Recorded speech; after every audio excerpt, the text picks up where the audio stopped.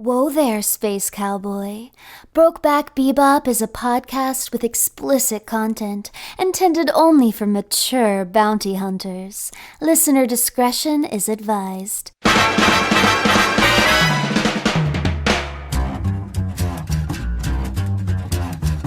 Listen to all 40 steamy sessions of the show right now by supporting Brokeback Bebop at patreon.com/can'tdisappointpodcast. I think it's time to blow this scene. Get everybody in the stuff together. Okay. Whoa. This feels so real. It's like I'm in a different kind of world. Wow. Oh, what is that in the sky? I can almost reach out and touch it. It's 3, 2, 1. Let's jam! Did you really like that one, Zach? Did that one make you really happy to be a part of? I wasn't really a part of it. That's what I'm unhappy about, honestly. I just like to be included is all. You know, you can strap on the helmet. We can both fit.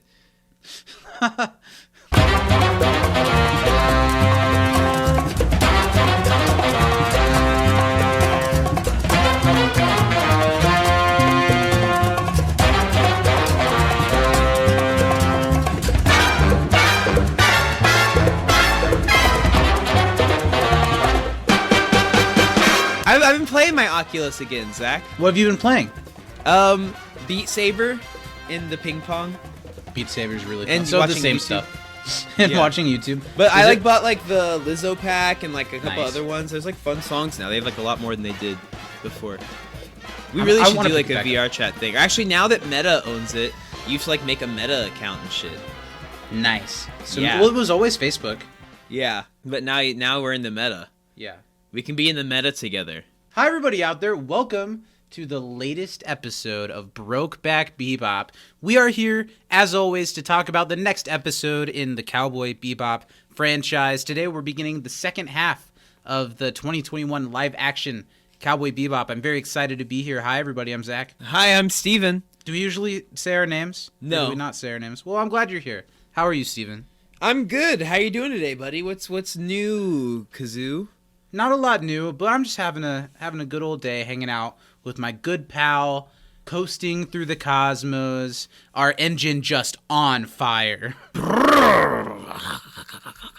We are waiting for That's the sound of it. for a hot lesbian engineer to come fix up the I thought that was you. underneath the hood of the Bebop here. Oh, that's me. Okay. Is that not the job you serve here? I do The wear a hot lot of lesbian denim. engineer? Well, everyone, I'm glad you've joined us as we're beginning our descent towards the end of the Cowboy Bebop franchise. Today we're talking about the 6th episode of the 2021 Netflix live-action Cowboy Bebop. This episode is called Binary Two-Step. Heyo. Not the worst title they've done, but it's No. kind of a dumb name. I don't think it has that much to do with what happens in this episode at all. Not really. I guess binary because of like the the code, coding. Uh-huh. I guess. This episode was It gets directed by fun. Michael Cattleman, or Catelman. There's only one T, so I'm not sure how to pronounce it. Kate Elman. But it's like T-L-E. Ka- Cattleman. Kotleman. It took me exactly till episode 6, as I've been saying every episode, who directed the episodes, that this series is directed by exactly 2 people that trade off throughout this season. First, the other guy is like Alex Garcia Lopez. Yeah. And this guy's Michael Cattleman. Come on the show. Cattleman. Let us know how to say it. Tell us, Mike. So, Michael previously directed Dog Star Swing, Callisto Soul, 2 of the all-time greats. And after this, he directs the last 2 episodes of the season and of the series, Blue Crow Waltz, which this episode, there was a Mentions the Blue reference to a Crow. Blue Crow incident. That's not Yeah. in the cartoon, is it? Even that girl. He That's killed people. He We'll get to murdered that. them. I want to talk about that. We'll get to that. But that's not in the Even that cartoon at girl- all, No, is it? not at all. Not a thing. So he directs Blue Crow Waltz in the series finale, Supernova Symphony. That sounds hot. That sounds Is like that about Nathan Chen's gold It medal sounds like winning that long band that routine had at that the one-hit Olympics? wonder. It's a bittersweet symphony that's live. Do you know Yeah. that one?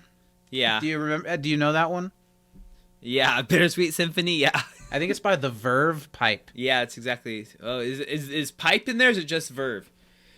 There's a band called The Verve Pipe, but maybe that's a different band. I think don't that's know. different. Nobody knows. Yeah, Nobody that's knows. just There's no Verve. way we'll ever know. And the episode is written by Carl Taro, probably Greenfeld. Carl Taro Greenfeld. That's a name. Is that like a Neil Patrick Harris thing, or you? I feel multiple upbringings coming from that name. Yeah. Carl Taro Greenfeld. Great name. So it's it an is like interesting a name. double last a solid name. And Or is it a previously, second first name? I don't know. This is Carl's first writing credit on this show, but he wrote a bunch of episodes of a show called Ray Donovan that was really popular for Ray a while. Donovan was really popular.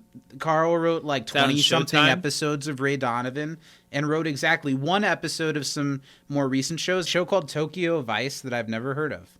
Me neither. And also a show called C, which is on Apple TV Plus and stars Jason Momoa. Heyo, I like Jason Momoa. And then Binary Two-Step, this episode, originally aired on November 19th, 2021, along with the entirety of the series. We passed it. Happy birthday. Happy birthday, Steven. Didn't get you anything, sorry. Your birthday is November 19th, right? Did I finally get it right? I've been You trying. nailed it, Zach. You got it. I think I know what month it's in now, actually. Okay, which one? June. Hey, you're right. Nice. Let's get into some trivia. I've got a decent amount of questions for you this week. How many? 5. I've got 4, so why don't you go first, Okay. Zach? I have a couple toughies. This first one's a little bit of a toughie. You give me a toughie. When Spike first sees the photo with Julia, what does the flyer on top of it say? Wanted. No. It says it's an ad for Alba City. Ah, that's true. I is. see. I understand your question now. I thought it was going to be something like in the picture. Sure. Um, Oh, I get it. But Yeah. how could it be? Because that picture is just a close-up promotional front Netflix half of their shot faces. of the two of them as close as can be on a Polaroid, on a withered Polaroid, when that picture was taken like yesterday. yeah. What was Sai Baba's old alias? No idea. Not a The clue. Let Go Guru. I did not capture that. Yeah. What is Faye's weapon called, and how far can it shoot? It's a twofer. Well, that's a rail gun, and Mm-hmm. it can shoot a paper clip. Is it 500 meters? No, 200 way meters. farther. A lot farther. 5,000 meters. Not that far. Don't be crazy. 2,000 meters. There you go. Full point. Full credit, Stephen Thank Baker, you. right there. What is the name of the receptionist at Dr. Landis's office? I don't know. That's Beatrice. Did I get your first one? Have I gotten Beatrice. I haven't gotten anything so far. have Nope, I? that's Beatrice. 0 for 2. My third question for you, Beatrice, is what is the engineer lady's most prominent tattoo? Oh, you bitch. Oh, it's like on her spine. Nope. It's Well, I mean, the- that is a big one, but the one that they literally like call attention to in the episode. Oh, her licking a fucking gun? Yeah. Is it supposed to be her? I Is it hope a so. self-portrait? I thought it was just a woman licking a gun. I hope it's her. Well, Which she's isn't like, I good prefer either. this kind of steel. Yeah. That's Yeah. some good writing right there. Your turn. Where's the mainframe? Who cares? I don't know. I'm going 0 for 0 this week. Fucking Nope. Earth is the answer. Oh, now I know. Fucking yeah, I Earth. remember that. Fucking Earth. Yeah. I was thinking more of in the beginning when they're talking all the gobbledygook about what makes the spaceship work. Yeah. My next question for you, kind of a softball. How long has Faye been unfrozen? Oh, about 2 years. Good job. It's a long time to go without an orgasm. Mm-hmm. What size part did Jet get, and what size was he supposed to? That's my Jesus two Christ. 0, nothing. I got it. I got nothing for you on that. Not even a little guess? Just pick a letter and 2 numbers. A12. Ooh, you dumb bitch. told me You that. I tried thought it. that was going to be right, but it wasn't. We were really looking did. for a J72 is what Jet got for 6K, and for 15,000 he could have got the J92. Should have, too. I didn't even ask the dollar amounts, but I knew them. I could have. Your turn. One more question for you, Last sir. one. Toss it up to me. What roll is roll it Spike- right down the middle of the alley. Strike, strike, strike. My fingers are deep in the holes, and I'm ready to throw. You ready to get knocked over? That little 6-pound ball's gonna come flying my way. At least. I got a 40-pounder right here. What is Spike? Give me your heaviest ball. Oh my god. What is Spike and Julia's hotel room number? I-25? Jesus Christ, Steven, that's right. No. It's I was like, Zach's fucking with me. And then there was Yeah. a brief moment where I believed you. So you got me. 321 was the answer. Oh, I was close. You got any more? I was close. No, that's my last. Let's score it up. How many of yours did I get right? 0. Did I not get a single one? You got 2, 3. You got 3 out of 5. Wow. I did an okay job. Well, that's it. That's the trivia for this week. Good Yeah. job, Steven. I don't want to talk about it. No, that's enough. Well, now it's time for something that it seems so long since we've done this, because it kind of is in our timeline. We're gonna find out, and based on trivia, it's not looking good. How well Zach did. You don't even know what Zach it's called. comprehend the episode this week. There you go. We found our way to it. We got there. Zach, did you comprehend the episode this week? Yeah, more or less. And that's our answer. Thanks, Zach. Great session. A plus. Yeah. Well, I give Zach 20 seconds, and he's going to give me a rundown of the excellent product that we just indulged upon. I'm going to give Zach 20 seconds, and he's got that long to rattle off all the facts that he can about this episode. No opinions. You're using your hands a lot. I don't want those opinions. It's a podcast. You usually don't use your hands so much. Go ahead. Yeah. And he's gonna you tell ready? us- All right, let's count it down. Steven, on 4, 4, 3. On 4. Okay, Zach, are you ready? Yeah, sure. Let's go for it. Okay, on go like always. 7, 6, 5, 4, 3, 2, 1, go. Spike gets sucked into a weird VR cult thing, and it's causing him to relive the same experience over and over again as it slowly kills him. In this experience, he has to confront Julia and get a message across to her before Vicious comes to kill them both. Outside, Faye is fucking an engineer, and Jed is trying to save Spike and chasing down the mainframe, but it's on Earth, and they gotta Stop. race to save Spike. You got most of it. I know. I wanted to get more, but I think I touched on a Zach, decent amount. I'm honestly going to give you an A- this week. That was I'll terrific. take it. Because there wasn't a lot of shine to it, but I did get just about everything. That was one of your best performances. I knew Well I had done. it in me this time. I knew I did. Yeah, you're going to have me in you. You keep that up. Well, let's talk through this episode. We're in the part of the show where we're officially to Cowboy Bebop content that Stephen Baker has never seen. Yes. So as a first-time viewer, what did you think of non-binary 5-step? You know, actually, I kind of Non-binary enjoyed Cupid it. shuffle. It wasn't bad. I think that it kind of was helped by the fact that the main cast was all separate, so we didn't have any of the awkward interactions that kind of bring the show down sometimes. I suppose. I think that Spike playing off of... I actually think it was a pretty good performance from John Cho as Spike. It was believable. He played the emotions really well. Regardless of what you think about that plot line, we'll talk about that, I'm sure, at some point. But I didn't hate it. I don't think it was the best episode, but it's probably, unfortunately, in the top 3 of the ones we've seen so far. Yeah, what I'm thinking, this episode 6 must be my imposter syndrome, or not imposter syndrome, what's the word? Stockholm Syndrome. Yeah, I think episode 6 is my Stockholm Syndrome episode, because this episode is full of all the things that have not worked for all of the other episodes for me, and yet I think this might be the most fun I've had watching one of these yet. Even more than the terrorist one? Yeah, I think so, because that had all the annoying face stuff. Oh, it's true. And even the who really am I? porny face storyline in this episode had lines about her past that were not subtle, but way more subtle than that was. Not I kind of like ham-fisted. this episode. It's I not like blowing it. me away. It might not be my favorite so far, but I had fun watching it both times I watched it. I think this episode... There are issues, and we'll talk about the issues, but I think this episode, when it works for me, hits the campy notes that it should have been hitting all along. Yeah, I agree. I think that it has nothing that's super duper. I don't know if it's like you said, maybe I just expect this from it, and because it delivered what I expected, but maybe slightly better than I did enjoy it. Yeah.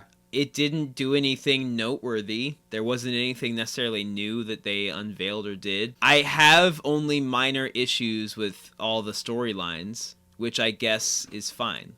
If this was a good show, this would be one of those like really solid filler episodes that is perfectly watchable. Yeah. Unfortunately, I don't think this is really a good show. So it stands out as one of the best episodes of the show so far. Let's talk about some stuff from it. Something that stood out to me a lot in this episode was it felt very this version of Cowboy Bebop, not the original, the way that they talk about the mechanics of the spaceship and then later the mechanics of the mainframe and what have you for Londes. It's just very, oh no, you've got to get the word into the word so our drive will be improved. Or I don't know. It's just too much. Random mechanical words that make no sense. Like this live action Cowboy Bebop over explains everything anyway, but they don't need to over explain something that they don't have to explain in the first place.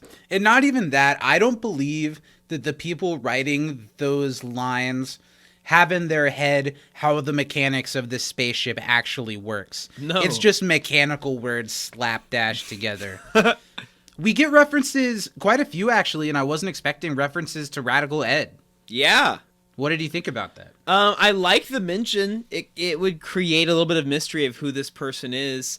I think that, unfortunately, we both have at least seen an image of the I live have action seen Ed. a clip of live action Ed, and I know, and I went into this knowing that Ed shows up at the very, very end. I think maybe even in like a post-credits scene. Jesus Christ. So unfortunately, I'm not that excited to get there, but I think it's cool that they're dropping hints here because, of course, fans of Cowboy Bebop watching the show, Ed didn't come in until like episode 8 or 9 of the original series. So 6 out of 10, I'm sure people are starting to think, where's Ed?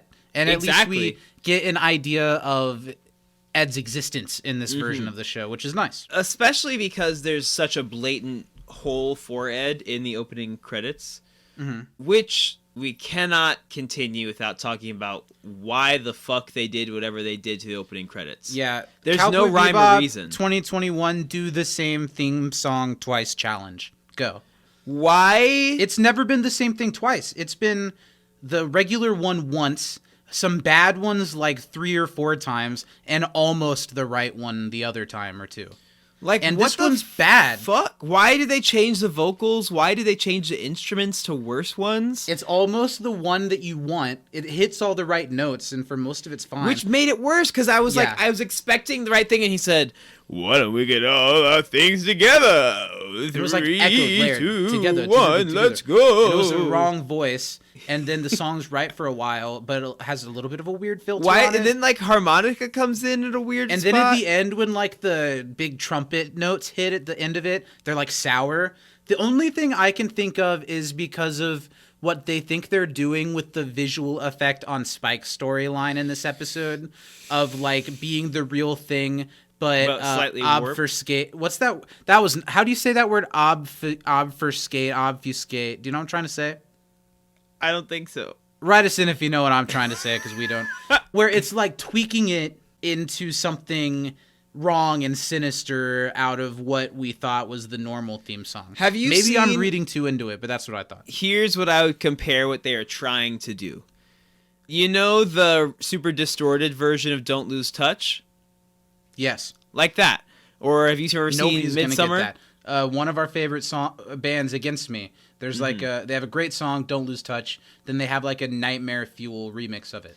Have you ever seen Midsummer, Zach? Yeah, I've seen Midsummer. You know how everything kind of looks a little bit off, like you're on acid or something? Sure, of course. That's, I think, what they're trying to go for with this episode, unsuccessfully. But and the theme song, too. Yeah. Before we get into some of that, what I want to talk about for a second is Faye in this episode. I think the actress who plays Faye does totally fine here. Yeah. I think her having a sexuality encounter, learning a little bit more about her character. Yeah. We see her vulnerable in this episode. However, it makes me want to bring up a point. I think the mechanic character is really flat. I think all of the flirty sexual encounters are really porny and they are very weird. corny. That it's like they wanted to be like, let's be cool and have a lesbian relationship or encounter here, but it's really fetishized. Yeah. It's was because really the it's whole, more focused so you've on never been with a woman before? two really Yeah. pretty beautiful women, legs intertangled and kissing each other. That's and flirting about their big piece and you can touch my piece and stuff like that. Yeah, that was... It undercuts the little bit of good that they're trying to do here. Yeah, I would have been fine with that as a plot line. I would have been fine with it going mostly the same, but I think some of the dialogue was just really porny, and you could tell it was written by horny guys. And honestly, that's something that I've thought about, and I think I've mentioned on the show before, watching this version of the show. The original, this part of it's dated a little bit now, but it was pretty sexually progressive for being a show in the 90s in Japan. Yeah. Gender bending, sexuality bending, it did a good job. And it's true, it's obvious that this live action version is trying to do that or is trying to pay tribute to it, but it comes off really forced and lame. It comes off a lot more like teen comedies with titties in the 2000s. I mean, not exactly, but you know what I mean? It's a lot more Totally. exploitative instead of boundary pushing, I feel. Agreed. Okay, so Spike gets trapped in this VR thing, and he has to relive this situation with Julia over and over again. Don't care a lot about that because there's some good stuff in it. You said that John Cho does a good job. It's just that it's repetitive, and we know that it's not real. Well, that I and get Spike kind of doesn't tired of it learn after a while. along the way. He almost seemed like he's going to, but then he doesn't. I've been noticing more and more that Spike in the live action version is a far less interesting character. Yeah. He's kind of just a himbo. Absolutely. That's how Yeah. he starts a little bit in the animated one, but you learn so much more about him and you actually get depth, but you don't really get that from here. Well, it's because that character is a very subtle character, and you could watch the whole show without noticing certain things about him. And I'm sure I did watch the show without noticing certain things about him. And this show just can't pull off subtlety like that. So Spike just kind of is what he is on the surface level. And interesting things happen to him or around him, but he isn't really that interesting. Yeah, To no fault of John Cho. truly. I noticed in one of the lines to Julia, just the whole thing of it's Spike now, which made me think back to, isn't the whole reason for Fearless Vicious to explain why Vicious has a silly name? Are they implying at all that Fearless is his real name? No, I don't think so. It's just like the name I he swear to adopted, God. and Spike If they also are, is I'm gonna his throw real a name? fucking fit. Okay. Do you think it's that neither is his real name, Spike or Fearless? Correct. Okay. Got it. His real name's John Cho. I thought it was Harold or Harold. Yeah, I thought He's it was not Harold. Kumar. No, he's He's not. gotta be Harold. Couldn't be. Neil Patrick Harris. That Full circle. he's Kumar. Full circle. What do you think about the Jet storyline here? He's like, I can find a cheaper part down the street, but I'm also looking for this bounty. Well, his main thing here is really the rescue mission. It's really interesting how they add that one guy character. Yeah, the who's guy who just looks the like guy Nathan that Lane. he just knows the answers to everything. So Jet has someone to be like, "Hey, you've got to go do this and go get this." That's all he is. I think Jet's fine here, but the character doesn't really get to do anything interesting. We don't really learn anything new about him. It's just the classic, like, there's a ticking clock and there's a mission, and we got to figure out how to do this thing before the buddy dies. And it's compelling enough. You're rooting for him. Yeah. It's fine. Have you ever seen Don't Worry, Darling? Did you see Don't Worry, Darling? We talked about it. You told me what happens because I said I wasn't going to see it. The scene where, and I'm not really going to spoil Don't Worry, Darling, but the scene where Spike and Julia, Spike's like trying, I don't think Spike in the simulation ever truly has It doesn't seem like it. He thinks he's maybe in some type of Groundhog Day scenario because he's reliving the same moment again and again. But the moment of Spike trying to get to the Bebop to save Julia, it feels a lot like the climax of Don't Worry, Darling, like trying to get out of the thing. Yeah. I don't know. I just noticed that. Something really stupid in this episode. Sure. Of course. There's the whole, like, well, Jet's like, well, what did you see in there? And then we see like I an don't extra remember. 3-minute clip of him, or an extra 30-second clip of him getting shot by Vicious at the end. Why would that matter? He got killed like 6 times. Why would Vicious doing it that time be like, oh, I can't let that secret out?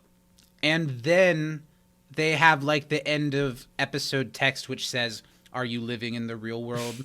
Which is how the movie ends, because Spike sees the butterflies from Vincent, the whole Vincent thing. And this is just selling that short. What like a better moment remember to how use that. good that last like 20 minutes of the Cowboy Bebop movie is? Yeah. Are you living in the real world? Yes, he is. He just did a thing with the simulation and he had fucking goggles over his eyes. There's no like what is real, what isn't. He knows it's not real. Yeah. Other than maybe it being like a foreshadowing kind of thing. Sure. I want to talk a little bit more. What was the Bluebird Ridge, Blue Songbird Lane? Blue. The Buster Blue. Spike had this thing with the Buster Blue boys. Bluebird. Blue Crow. The Blue Crow. Yeah. So he Spike shot up the Blue Crow and killed Spike, some people, is that like including the future, that girl. Is that the future in this world's version of Jim Crow? I hope so. Was he for or against it? Well, we saw how much Spike liked the racial-based humor from that one lady. It's true. What I wanted to say, did Spike do an Anakin Skywalker? Hope so. I'm sure it was like he had a mafia job and he shot up a place and there was a little girl in there and he shot her right in the goddamn pigtails. There's an episode of the show that's still coming up. It's Blue Crow. You were right. There's an episode coming up that's called Blue Crow Waltz, so I have a feeling that even though this show got canceled early, we're going to learn the answer to this question. Oh, yeah. We're going to get a flashback of him killing just the younglings. Jim Crow in the whole future. What I don't understand is with him having worked for the Syndicate, what could have possibly gone down that's so bad in like comparison to Vicious? Now, I know that the version of Julia that's saying, you're so much worse than Vicious, is not real. That's a projection. Well, but and here's still, the thing, it implies that the secret of Spike's is pretty bad. Yeah, Spike's perception, like his worst fears about Julia, is all this stuff. But, like, I don't know. Yeah. Yeah. You see what you know what I'm trying to say? I'm with you. Like, I don't hate it. Like, it's a fine storyline. It tracks. I believe it all. But Spike isn't supposed to be that stupid. Like, the same thing happened 6 times. It would be a much more interesting episode because we see the Spike and Julia encounter happen 3, 4, 5 times. And like, they do change it up and they get farther and go different directions. But Spike is so much more interesting than this show has let him be. It would be a much more compelling episode. And honestly, this episode doesn't drag too bad. But how much better and more exciting would it be if while Jet on the out... It's so easy to write. If Jet on the outside is trying to save him, Spike on the inside is trying to get out, starting to realize what's happened. It's this whole episode's kind of Matrix ripoffy, but they could have gone full, and he's trying to get out. He's trying to escape, and it's like them both racing towards the same thing. I think that would have worked really well. Well, and even like, take a Rick and Morty episode. The further he gets like to the edges, and the harder this old AI is trying to work to create this world around him, fitting all the stuff that he's, figuring out how to bend the rules, the less real it looks. That would have made more sense than just every time it reboots, the world looks a little bit more computerized, but only we can see it, not Spike. A couple things about the ending that I thought was kind of cool. I don't hate the Jet and Faye side of the end. No, I like that. Trying to blow up the thing. I even, it's a little silly, but I don't hate Faye's weapon and how they build it up throughout the episode and then how it's used at the end. That was kind of neat. And I actually, one little moment that I thought was really cool, when they're trying to bust through the thing and they're shooting at it, and then Jet starts hitting it with his gun, and his gun crumbles when he hits it with it. I thought that was pretty neat. Yeah, I don't mind a good railgun reference. There's a great anime called A Certain Scientific Railgun. Oh, so that's a reference to something. Maybe. I don't know if it's a direct one. The reference that I was wondering was the lady that rides her bike past Spike and calls him a dandy. I wonder if that's a reference to Space Dandy, which is 1980s I've heard of it. Anime. Yeah. I also noticed a little Space touch Dandy's that not from the 80s. It's more recent than that. as Spike is falling out of the simulation, I thought it was kind of silly that the Illuminati eyeball thing falls asleep as the thing turns off. I thought that was cool. The screens, it was a reference. I get it. They're calling back to the show, but they looked stupid. You know what though? I didn't mention it earlier, and I took a note of it. I wanted to. I thought the assistant lady, Beatrice, is that right? Yeah, Beatrice. that was good. Uh-huh. I thought the screens leading him to where he needed to Those go were good. and actually kind of talking back to him. I thought that was some of the coolest production design or use of, I don't know. There was no CGI really to it. It was just a practical thing that worked really well for me. Yeah, I liked that too. The last thing I wanted to touch on is how the episode ends with Faye and her little fling. I totally hate that they fuck all throughout the episode, and she's like, it doesn't matter if you don't remember stuff. I can see your soul. And then at the end, she's like, call me when you figure your shit out. So you just took advantage of this, like, amnesiac woman to have sex with her, like, 3 times. And then now that you're like, I gotta go. Yeah, it was shitty. I think it would have been nice to just make her a new character. If you want her to like be a character that you bring back next season, that's fine, but not forever. But that's what I'm thinking. If this is a show that was meant to last a few seasons, she could have been around for a couple episodes this season and let Faye have a little fling, and then something happens and it ends. Yeah. Anything else you want to touch on about this episode before we get into the nitty gritty of the captain of the Bebop? I like the music. There's some cool little musical things that play when Spike's in the hallucination chamber. Sure. Doc Ock, metal, vice grips, straitjacket thing around him. I liked the references to, of course, they say like 2 or 3 times in the episode, free your mind and the rest will follow. Yeah. Be colorblind. Don't be so shallow. Oh. Made me think of that song. Do you know that song? No, what's that? Yes, you do. Free your mind and the rest will follow. Oh. Be I know those are the words. colorblind. Don't be so shallow. You know that song, right? Yeah, I didn't know those are the words. I'm going to play it at the end. There we go. It is. It's free your mind and the rest will follow. Nice. Yeah, I mean, I think overall this was not a bad episode. There are a lot of little things to pick at, but if I'm just going to throw something on and I don't give a shit, I wouldn't mind watching this again. I agree. And it was just last episode that we were kind of like, okay, let's get through the last 5. Hopefully there's one episode that's somewhat enjoyable. And already this one was enjoyable enough. It was plenty fun. Yeah. That being said, and I am just now actually putting thought into I've been having trouble. I was going to wait till you went and then see if I agreed or disagreed. Captain of the Bebop this week. I think I'm going to give it to Faye. Nice. I think the actress who plays Faye, even though the storyline she's stuck in is a little porny and silly, I think the actress she's doing a good job, and I'm starting to see this version of Faye as its own character. Yeah, totally. That I kind of like, that's separate from the Faye I know. I want to give an honorable mention to the blanket that's just barely covering the other lady's nipple. Yeah, well done. And it was hanging on. Great blanket right work. on the edge of the areola there. Yeah. What about you? What are you thinking? I'm going to agree. Honorable mention to Spike, because I think that John Cho does a really good job in Spike's Weevil in this episode, but it's he just can't that be he's so stuck stupid. in a thing and does the same thing 3 times or 4 times. And he doesn't learn anything. That's the issue for me. Yeah. But I give it to Faye, too. I really like Faye this episode. Faye is actually becoming, I think, as this show goes on, and I was critical, my favorite character in the live action. Probably. And I think that they do the most with her. The actress does a great job. Unfortunately, they just write Spike as a himbo, and Jet, they try to make a big Terry Crews character. Yeah. Well, this show's good at text, not subtext. Yeah. And a lot of what works about the Faye character is the text that we learn about her. So they're able to kind of still keep that here. Whereas with Spike, we're not getting any of the subtext, so we're not seeing any of the inner workings. But it's I don't know. I'm starting to... I've actually had fun with this episode. And talking about this episode was a lot of fun. I actually was watching it and being given things that, like, I wrote notes more than usual this episode. There were actually things that I was like, oh, let's talk about that. And I hope that in these next 4 episodes that it'll be the same, and then maybe we'll even end it wishing that this silly mid show had gotten another season to do some silly stuff. Yeah, that'd be great. I love it, love it, love it. Anything else you got to say to the people before we strap our ball gags back in and get back into the Brokeback skies? If you're not watching Chainsaw Man, watch it. Well, thanks for listening, guys. We will be back next time to talk about whatever the next episode of this nonsense will be, and I'm a little bit more excited to talk about it than I was going into this one before. So that's great. Excited to see what we have next. Yeah, we'll next see you on the all docket. next time. Goodbye, everyone. Oh no, we gotta put water on the fire. That was another thing. Did they extinguish the fire, or was it just that when they were able to get the engine to start cooling down, the fire went away? Great question. We'll never know.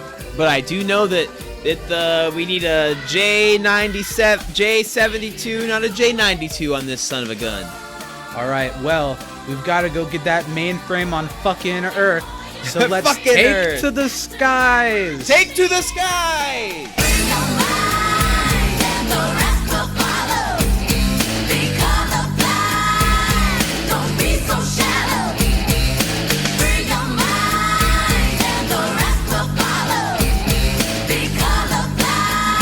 Thanks for listening.